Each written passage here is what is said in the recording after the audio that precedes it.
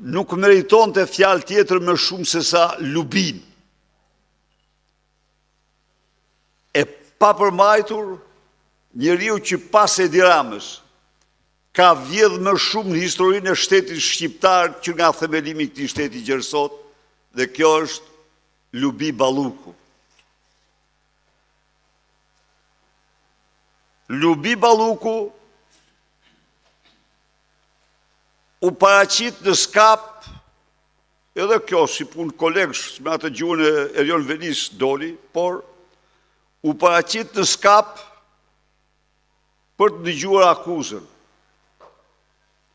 Akuza ishte pa barazi në tendera. Të kuptohemi,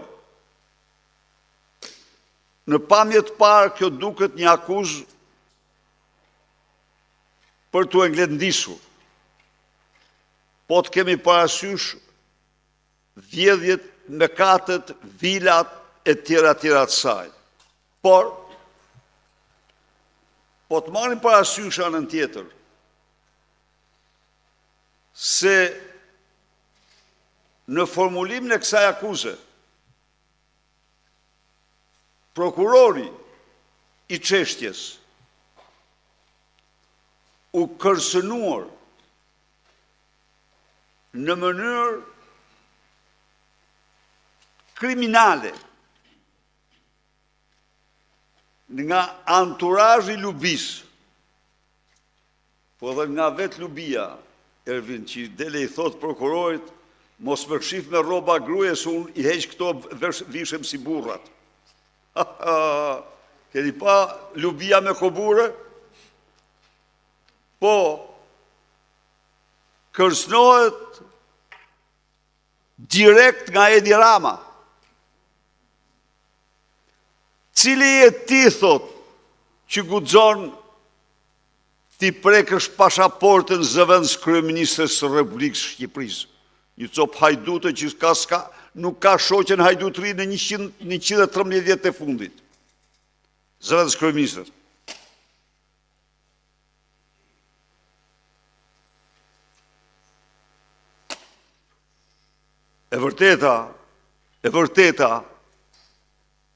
Të vërtetën e nxori Lakuriq, siç e dinim ne,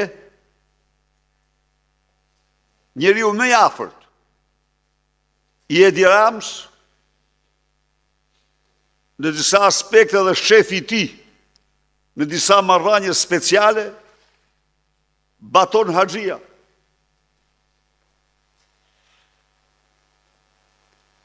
Po tha, 50 milion avulluan, po ishte avullim gjeopolitik,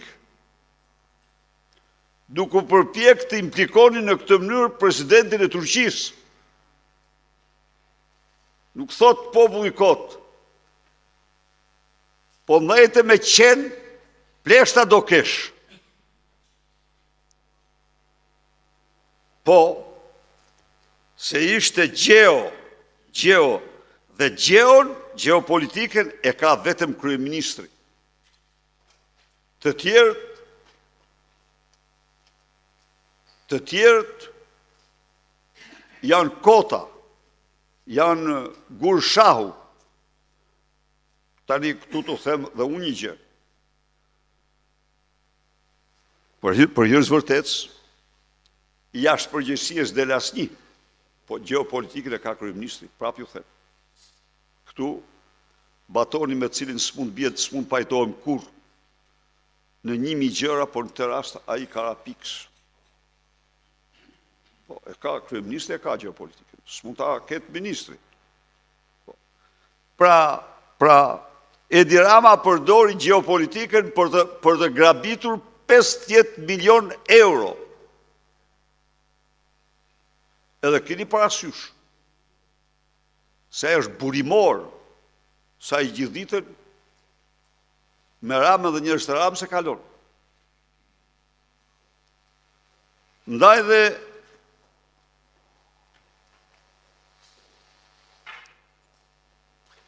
zhvillimet brenda tyre janë shkërmoqëse.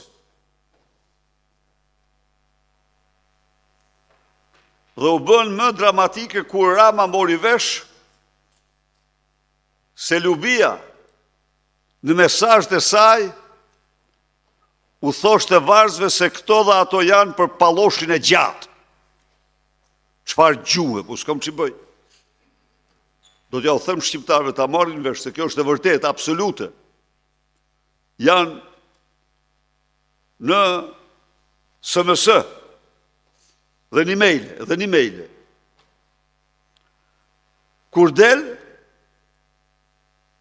në dokumenta se kompania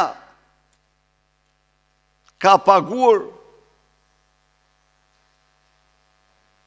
udhëtime dhe qëndrime të Edi Rams, Ervis Berberit, Lubi Ballukut, në një resort se çfarë ishte ai, në Athinë. Ku? Të gjithë qeverisë. Urdhroni. Pra,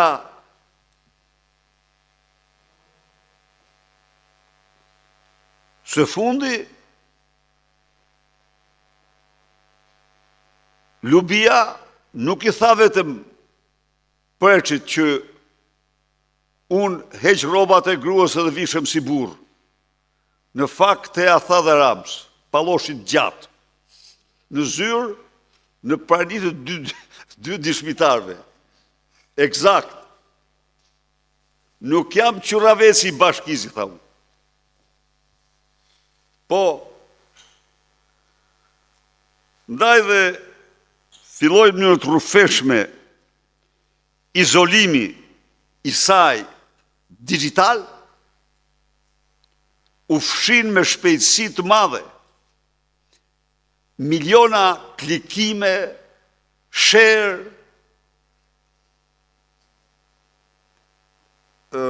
angazhime, poste e të tjerë.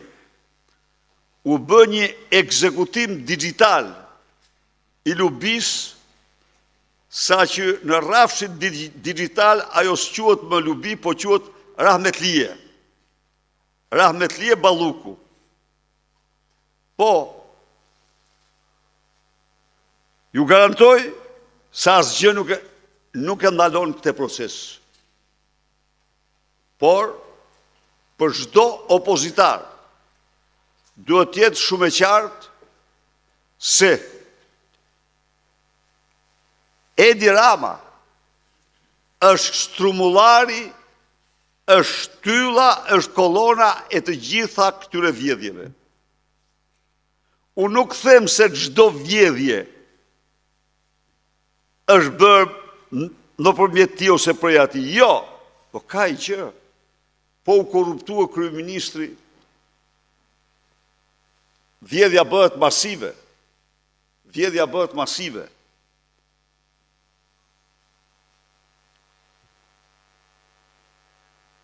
Po të kalojmë nga tuneli Llogaras 50 milion tek